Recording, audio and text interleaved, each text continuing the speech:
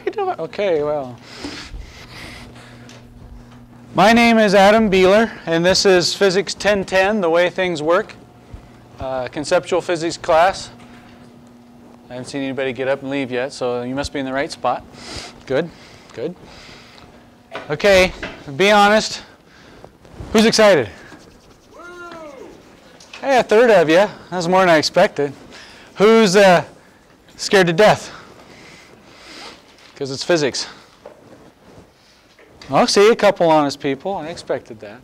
All right, well, my job is, I hope to make this as painless as possible. We are going to learn physics, but I love physics, and I love teaching this level, you guys with conceptual physics and non-science majors, so I hope we'll have a good old time.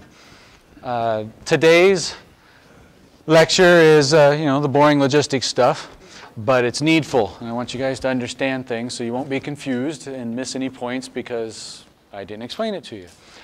Hopefully I'll get through that and start chapter 1.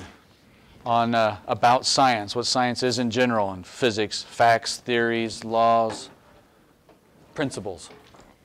Do you guys have any questions before I jump into logistics? Okay. Going through this syllabus should hopefully answer all your questions. All right. Helps if you turn the projector on. Get the lights out.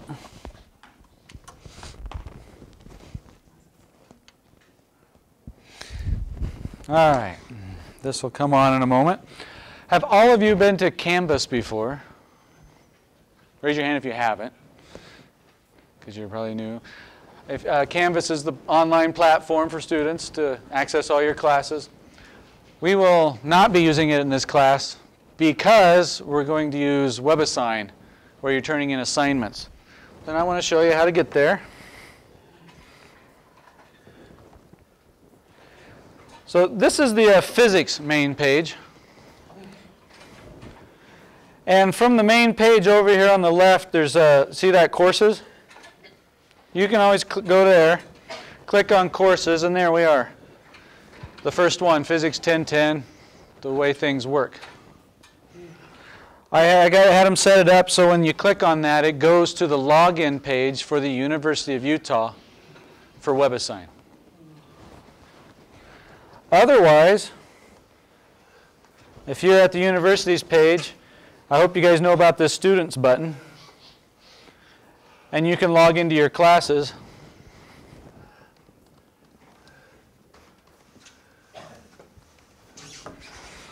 I know some of you are seniors and you've seen this too many times, but for the freshmen, you should have over a section on My Classes where they're all listed. I'm going to go to it, and that sends us to Canvas. You can log in directly to Canvas. And this is similar to what you'd see. All I did was make the home page, that's dinky. List a link to my syllabus and say, we're not here, and give you a link to Webassign. So when you forget what I said today and you go here again, it'll remind you that we're not going to be here. So let's open my syllabus. Alrighty. You guys are all here, so you already know where we're at and what it is, and that's my name, so you can see how it's spelled. They haven't told me who my teaching assistant is yet, so I can't tell you. The textbook is as shown there, and you saw if you signed up for this and went to the bookstore. It's Paul Hewitt, entitled Conceptual Physics. I chose the 11th edition. This is a lot of professors just use books because it works for them, or it got chosen for them. I got to choose this one, and I really like it. I've waited many, many years to teach from this text, and I really enjoy it. It's my friend, and it'll be yours. I like the way he explains things. I think you will too. It's not as boring as many other physics textbooks I've read, and I read a lot. So it explains it more in everyday terms. True, it uses physics vocabulary that you will need to learn, but it has a glossary. So, you know. That's the text. With that, the bookstore, you can, if you choose an e-textbook. You'll have to pay for it as well, but it's cheaper than buying this one new, and you can read it online. You know, that's your option. And I know some people always ask me, can we use an older edition? Yes, if you want to.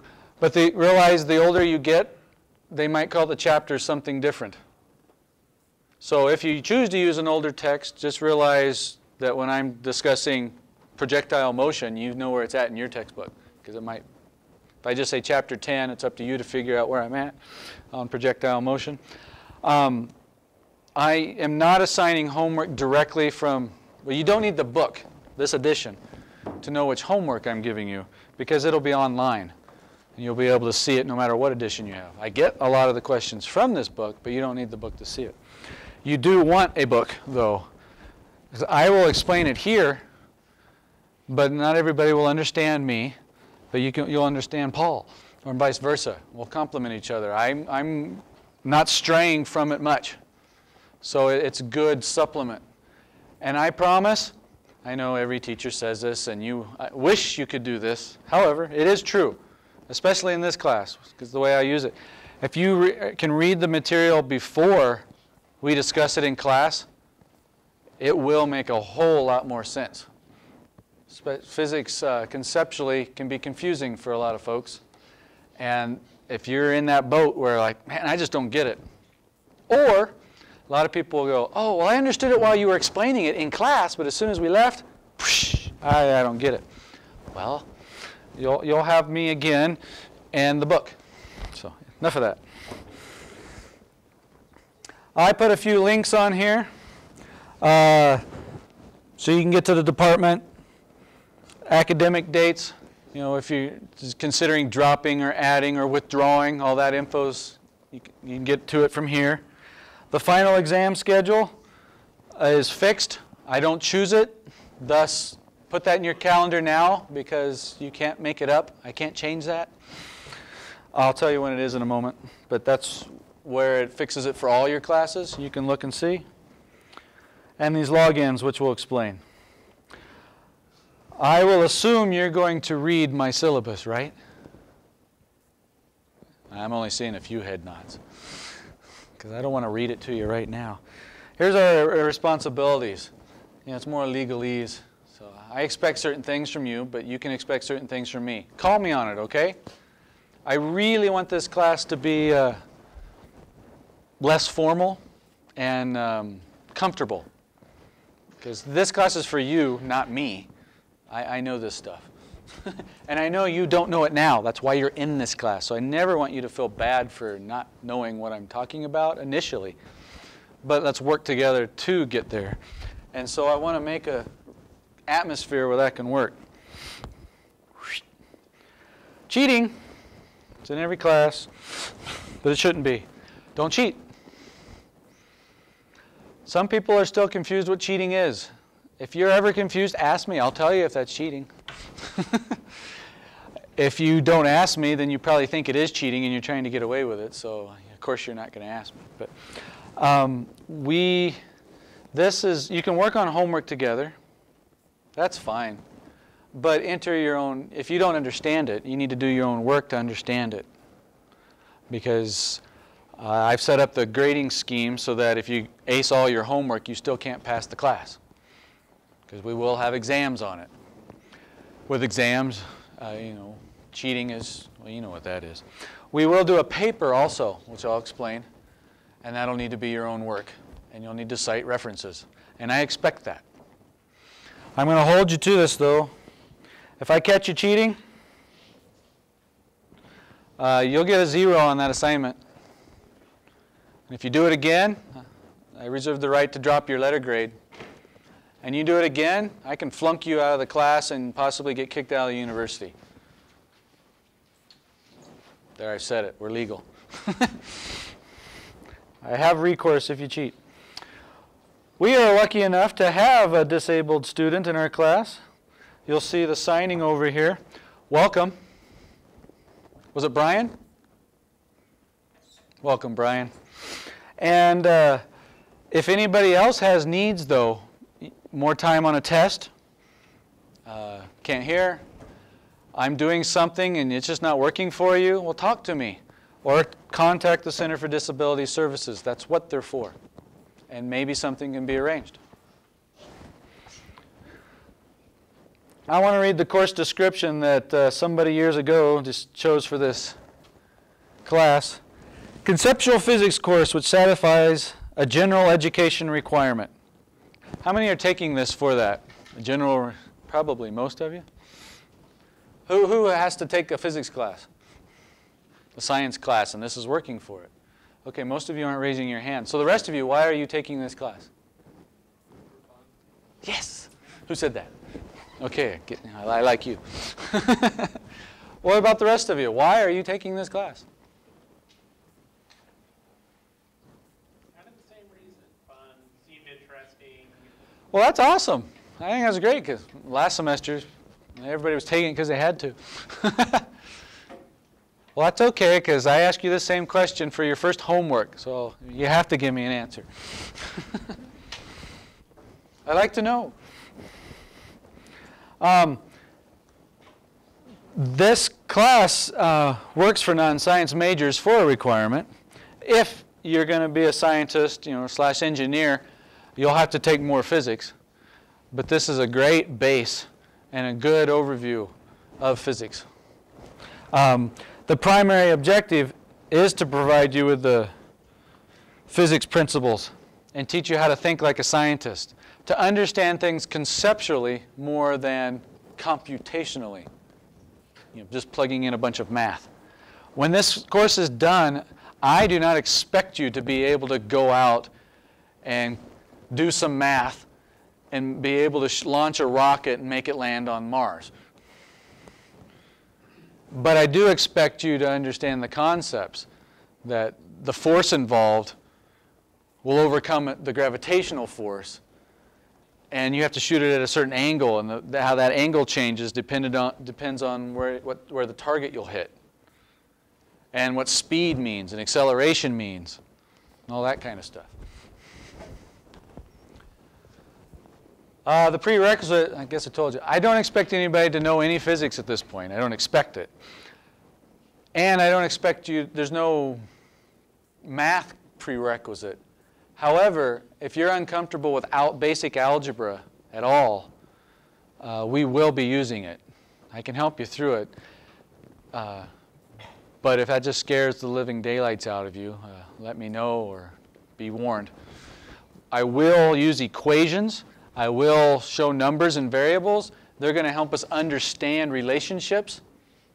And we will plug in some numbers to basic equations, basic algebra. But that's where I'm not going to go beyond that.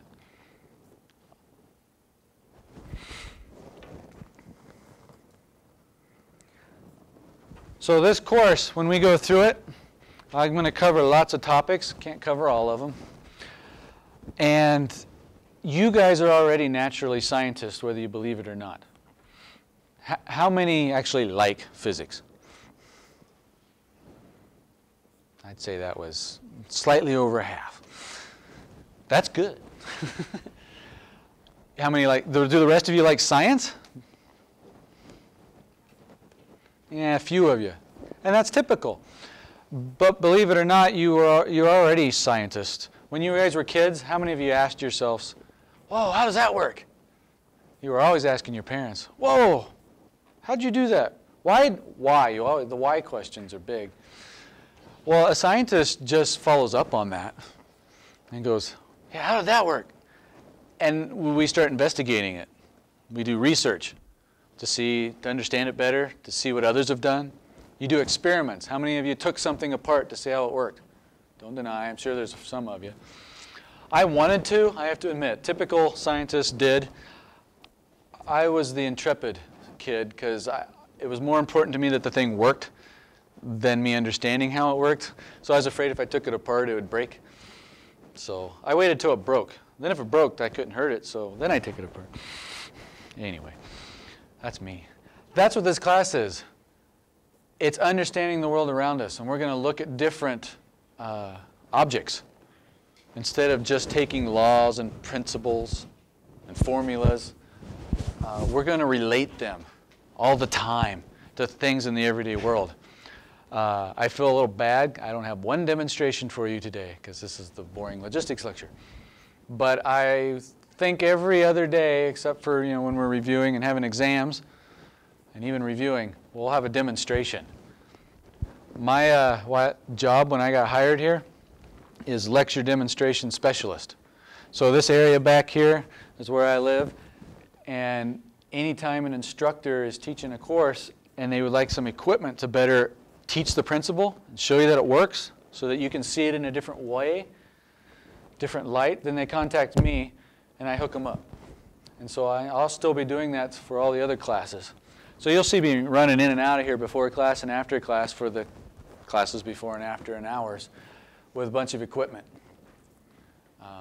That's what we're going to use to help show and teach physics. And I hope you guys will look around you in the world.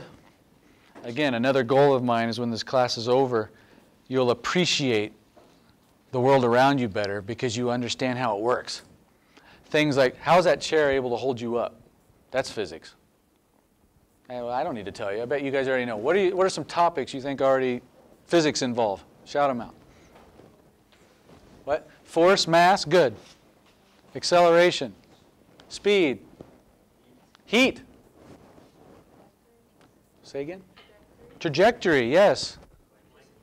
What'd you say? Electricity. Waves, yes.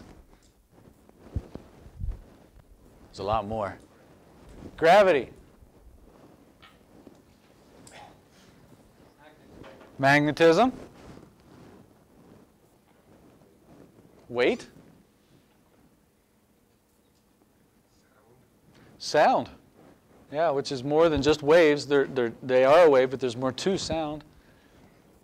Light. The fact that you guys can see me right now and how the eyeball works and what the light waves are doing, that's physics. Well, how you can hear me is sound. Heat, why you're not freezing right now. When you go outside, you will. And how heat transfers. Thermodynamics. Electricity, how we have power, and you guys are all doing Wi-Fi. Magnetism, that involves electricity as well, the connection between them.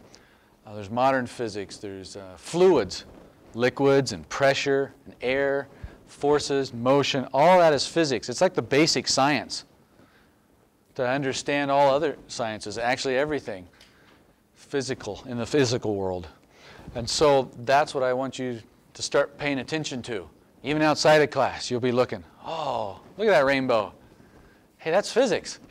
The light's going into a water droplet. It's bending, right? What do you call that? Refraction, that's right. Don't worry, we're getting to it. It's at the end of the semester. And the colors have different wavelengths, so they get bent different amounts. And you'll understand. A lot of people say, oh, breaking it down into that, takes away the beauty. Well, I'm one to disagree. How many watched The Simpsons or ever saw it? Oh, not as many as I thought, but one of my favorite scenes is the teachers go on strike, and so they have substitutes, and the nerdy scientist is teaching one of the classes in front of little kids.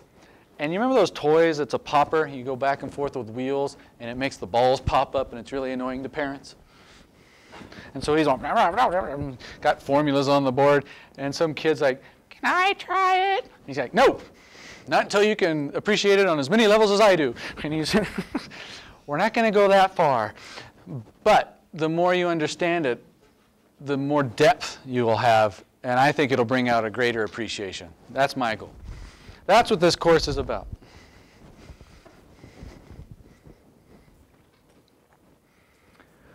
I already said, covers that. Class time will be mostly like this, discussing and me showing you demonstrations and you guys feedback, questions and whatnot. I write on the board less than most folks, and I won't be doing a PowerPoint. So most of the time it's us conversing. Another reason why the more prepared you are, the more you'll get out of this class. We'll understand it that way. Also, Some people say, well, I don't like that. You don't write everything down. You don't give us an outline of your notes. You know, well, trust me, you'll be able to keep up with what I write on the board because I don't write that much. But it's all right here. That's the beauty of this. Because I want you guys to be able to... I personally hated those classes where I felt like I was so busy in class taking notes that I never had time to think about what the teacher was talking about. I just had to get down what they were going through. I don't want this class to be like that. Thus, to help me, you guys have to participate. And it always takes a few weeks to break people in, and I'm going to keep working on it. I hope that you guys will participate and talk and interact. The more you do, the better the whole class experience is. I'm requiring clickers. If you went to the bookstore and saw what you needed for this class, it was a textbook and a clicker. So if you don't have one, you need to go get one. And this will be one way we can interact, to at least force some minimal participation, and it helps me teach you better. And I think it's useful for other students to see that other students are confused like them. A lot of times you're going to sit there thinking, oh, I don't get this, but I'm not going to ask because everybody else gets it. No, it's not true. So if you want to learn more about these, I got a link here. Personal response clickers. Once you get it, you will need to register your clicker. So I have a link here. And that'll take you, there's an ID number, device ID number on the back that you will enter, and it will associate this with you, so I can give you credit. If you do not want to purchase one of these, that's okay, but you'll miss some points. Another option is responseware, so you can go there and read about it.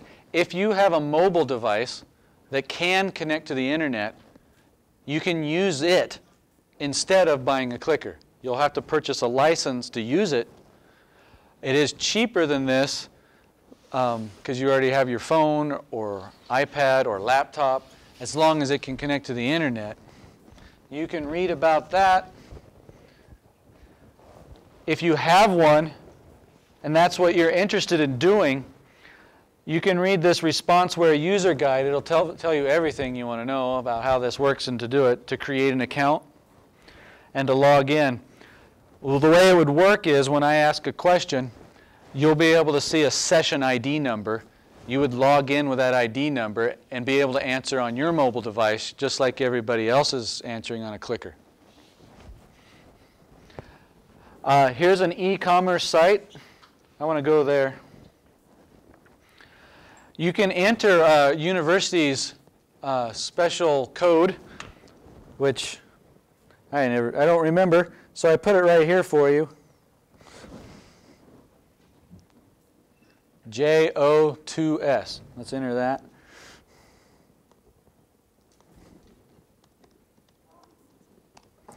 And it takes you right where you need to go, but you might want to peruse there lest you can get a discount on other things in other classes. But you can buy a clicker there, you can buy it from the bookstore, and here's some options for responseware. If you have a mobile device, you'll need to buy a license, and you can choose whether it's 4 years or annual. Does that make sense?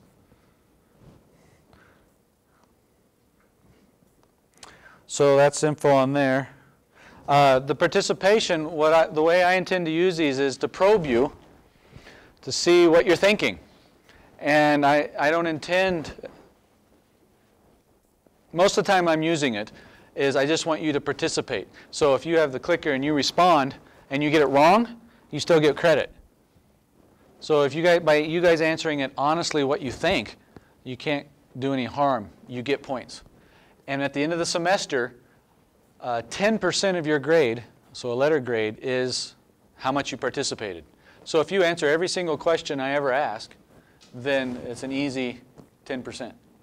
If you show up to class half the time, or you choose not to answer, or you forgot yours once, you might miss one question out of, I don't know, lots. It won't hurt you. But if you miss a lot of them, then you're going to miss a few points. Does that make sense? So you'll need your device practically every lecture. I'll try it out. Well, how many already have one? Raise your hand. That's pretty good. Let's do it right now. Pull yours out. Don't worry. I'm not counting points yet. So those of you that don't have it, don't panic. I want you to see how it's going to work. I open this program called Turning Point. That's the technology that has it. Anywhere polling. You get your clicker out. What I do is I log in to ResponseWare, and it automatically gives us a session ID number. We're down here at the right. So on your clicker, you need to make the channel 44. And if you're using a mobile device with ResponseWare, you would enter that session ID number and log in. And you're ready to go. So those of you that have clickers, hit that channel button on the left and enter 44. It should tell you in your screen. And what I would do is I ask a question, or I show a question, and you can see the countdown. I can give you time or pause it. I think I'll pause right now. And we can see people entering. Different people are choosing values. When you choose one, say you hit B. B. You should get a little smiley face at the bottom there if it worked. If you change your mind and I haven't closed polling, C. Great, it changes it. Smiley face, I'm good. Is there anybody that has a clicker not working? All right. And it's as simple as that. So if you have your clicker, now's a good time to see if you see something change up there when you hit something and make sure it's working. And when I stop polling, there's the responses, and we boom like that know what everybody's thinking. Oh, the majority think it's C, but people are kind of confused. They think it's A and D, so we should explain that topic a little better because you get the idea. I like these a lot, and my intent is to use them every lecture. Once you guys register your clicker or ResponseWare, then I can associate your answer with you and give you points.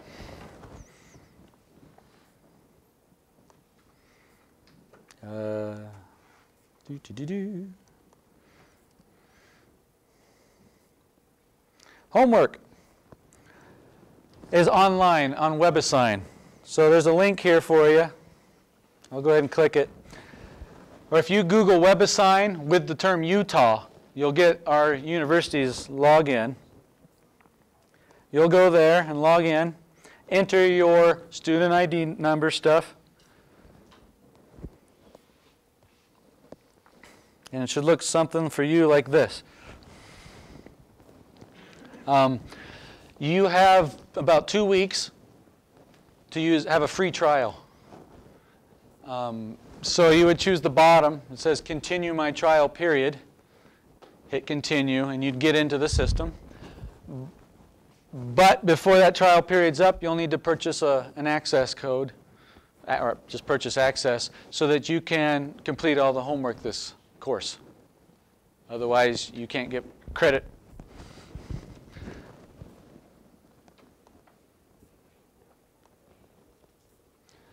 So here's roughly what you'll see. Let's use this. Once you get there, you'll see I have announcements over here that say, hey, read the syllabus, and there's a paper, a superhero paper assignment, which I haven't gotten to yet. And they refer you, let's scroll up a little, to this resources area where I can post things. So there's the syllabus, so you can get it.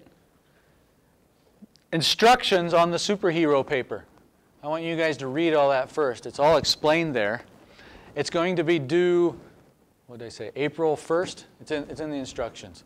So you have most of the semester to work on this, and you can turn it in anytime up until that due date.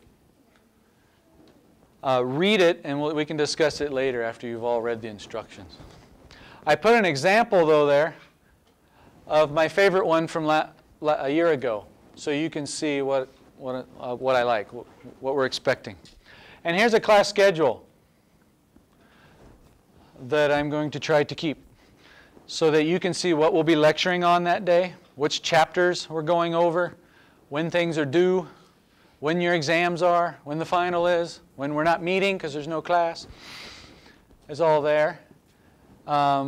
Here's your first assignment right there. It's due on the 10th, Thursday at just before midnight. It's so you can get familiar with Webassign. It's 2 questions that will help me understand you guys. So you guys can start doing that now. And you can complete it anytime up till that due date. When new assignments are posted, they'll be there with the due date, and you can work on them. Also, we have some class forums, discussion sections. This is more for you guys because you can't always get a hold of me, and you guys are outside of class more than you're inside of class. And so to continue the discussions we have, I'm hoping many of you will take advantage of this. And you can create different topics. I'm predicting each homework would have its own topic. We can all ask questions. Oh, you know, I'm struggling with this problem. Adam talked about yada yada. What was he smoking? If you have questions about, you know, what I'm going over today, you guys can ask each other because most likely 80% of you understood and won't have to ask me a question again.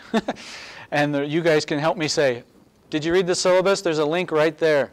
No, anyway, but it can be there for people. Or if you just have general questions about physics or, you know, nothing specific, a specific homework, then ask each other. I'll be monitoring this too. But you know, you might be on spring break and see something really cool physics-y and you want to understand it. Ask. Or there's something you've always been wondering about. Ask. Maybe people have the same questions. I was going to say something. What was that? Oh.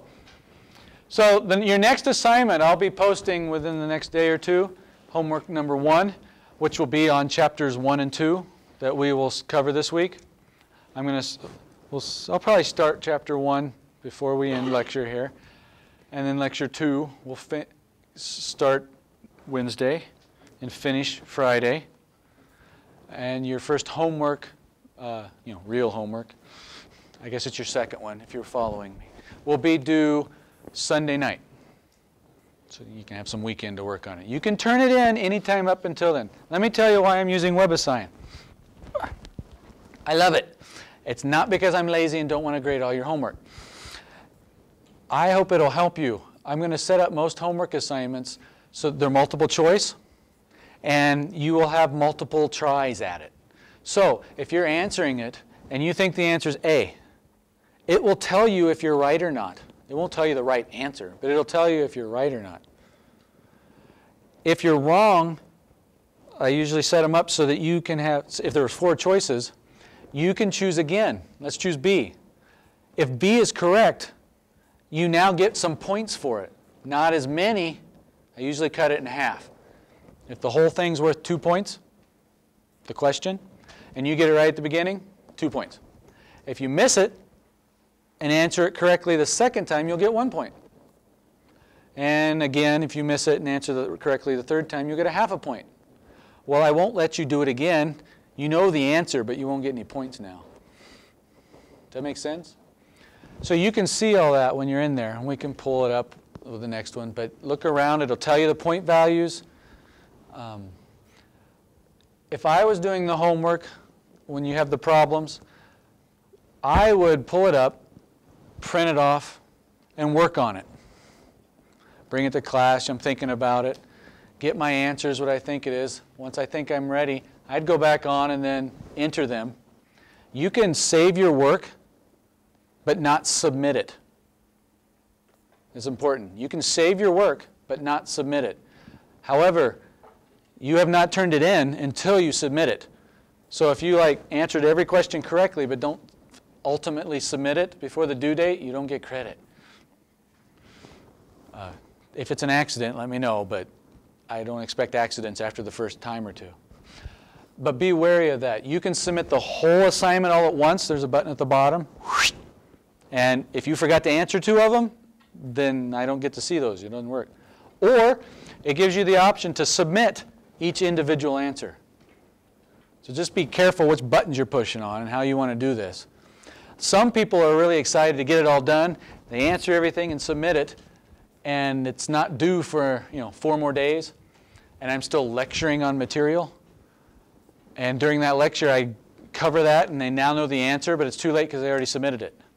So some of you might want to wait till I'm done lecturing on that topic before you answer those questions. Does that make sense? But it's to help you, and you'll have immediate feedback, so you'll know what the correct answers are. I've handed back way too much homework, and I could see electronically that people never go back and look at the answers that I posted, which seems silly. So then I turn right around and ask that same homework question that everybody missed on the test, because nobody bothered to learn the right answer. So that's Webassign. Questions so far? Anything? Yeah? Webassign is, is it 15? Oh. Oh, that's good. I was thinking it was 26. $35 for 4 years, $15 for an annual license. That's good. I was thinking $25, $30 in my head. That's what I saw. So, oh, good. Well, good. It'll tell you when you click on to purchase, because it would walk you through the steps and tell you how much. But yes, I am requiring you to purchase that if you want credit for homework, because I want to use it for what I just explained to you. Yeah? Yeah, along with required course materials, what you're in the book, is there enough math that you would recommend us bringing a calculator to class or not? I don't feel it's necessary to bring a calculator to every lecture. To the exams, I don't even feel you'll need it. Some of you might want it, and you can use calculators on the exams. But most of my questions will be conceptually based. And when you do have to do numbers, I hope to keep it simple enough that you could do it longhand without wasting time. But you can punch it in a calculator too. They're usually easy numbers. But as for having it every lecture, eh.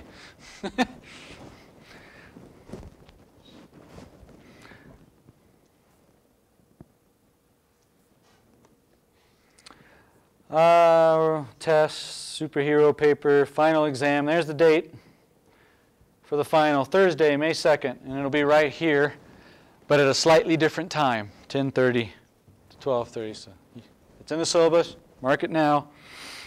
Here's how I'm breaking it down. Told you the clickers are 10%. Homework will be 30%. And in my mind, you should get most of that because it's open book. You have multiple tries, so at least you can get some other points. You have the book, you have me. Hopefully, you have each other. That'll work. Tests, though, I need to see what you're learning. So we'll have lots of those. But I hated those classes where if you bomb all the tests, you flunk the course. That's not true. You could still get a 70%, a C, and not answer one question right on any exam. Then I want the paper. And again, that explains it. What I want to add is I feel the best way for people to understand physics is to try to explain it to somebody else, which is one reason I want to encourage participation. And one of the best ways I have come up with, I think this is a really fun assignment, is for you guys to try it out. Come up with a superhero and explain the physics behind it to me. That's what this paper is about. And then the final will be comprehensive, and it'll be 20%. You can see the grade breakdown. Let's see, what am I forgetting? Well, that's mostly what I wanted to get across to you. So you feel like you can start homework and register and log into things you will need to? Great. Oh, I know what I forgot. On Webassign, there is a calendar up here.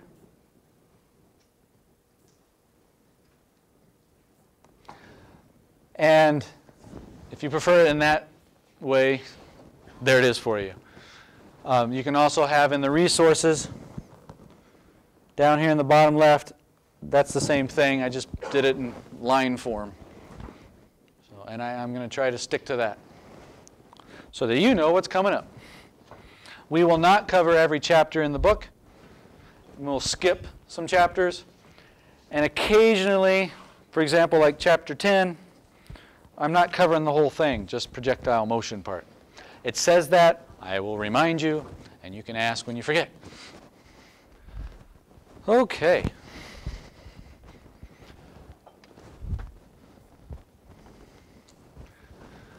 Phew. How many of you guys liked the first day of classes? Nobody? You guys hate the first day of classes? You're like me. My wife loves the first day of classes. She's all like, oh, excited, we get to start the new classes. And they tell us everything we're going to study and what we get to do. And I'm, woohoo! I'm the flip-flop. I'm like, shoot. They tell us everything we're going to have to study. And I feel overwhelmed. And now I have all this homework. And I feel behind already. So I guess you guys are feeling more like that. Sorry. So while you, how many of you have not purchased a text yet? Let's see. Fair amount.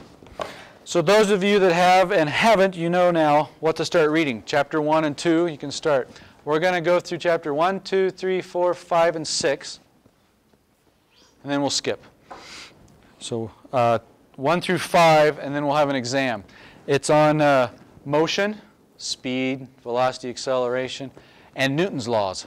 There's 3 of them. We'll cover that really well. You'll have 3 homework assignments on that, and we'll have an exam.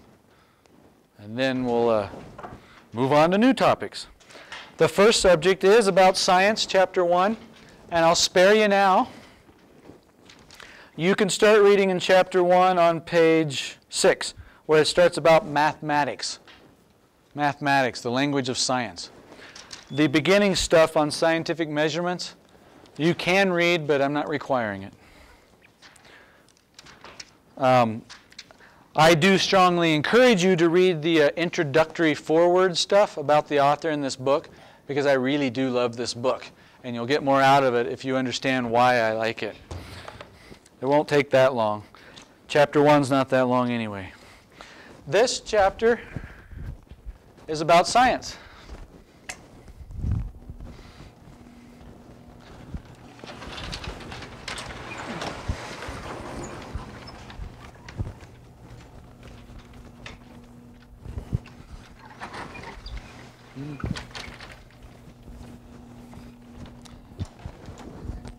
And I want you guys to realize that math is just a language. And it is the language of science. So when we throw a formula up, I don't want it to look scary. And when it does, anytime I do this and I don't explain what these are, call me on it. If I ever say anything that I haven't explained what it is, call me on it. That's not the point. For me to just blow by it. So you don't know what this one is yet. Some of you might, because this is a popular one. This has to do with Newton's laws, and we're going to get to it real soon. Force, for F, equals mass, how much matter something has, its substance, times its acceleration. And this is a famous equation Sir Isaac Newton came up with. And yes, you can plug in numbers. If you know how big something is and how fast it's accelerating, then that tells us there must be that product's force acting on that body, that object, causing it to move and accelerate. And vice versa. If you push on something with a certain force, and you know what that something is and what its mass is, you can predict how its motion will change, whether it'll accelerate, decelerate, directions, and all kinds of things. So in my mind, equations are shorthand notes. So instead of writing out everything I just said in words, this sums it all up. And you can rearrange them. This is the algebra part. Please, please, please tell me right now if you do not see how algebraically to get from there to there. Please, don't be embarrassed, because we're going to do this a lot. Okay, good. Another way to look at it is, how is an object going to accelerate? Well, it's going to depend on two things: the force on it and how big it is. But you guys know enough math that if you put a bigger force on something, you push it harder, you already know this. It's going to go faster. Well, yeah, and that's what this says. If you make a bigger F, you're going to get a bigger A. But what if the object's bigger? So instead of trying to push you around, we tried to push him around. He's bigger. How is he going to react with the same force? Can you see that already? If you apply the same force on a little m versus a big M, how does this compare? So it's like A1 equals big force. Oh, wait. A force over little m, or same force over big M. Which A is going to be larger? A1. See, you do know that. Here's the conceptual part of it. So we know that for a given force acting on a smaller body, it'll cause a greater change in motion. And vice versa here. That's actually Newton's second law that we're going to get to. I'm just jumping ahead as an example of equations and how they help us with relationships and make connections between concepts in nature. That's what we're going to do all semester.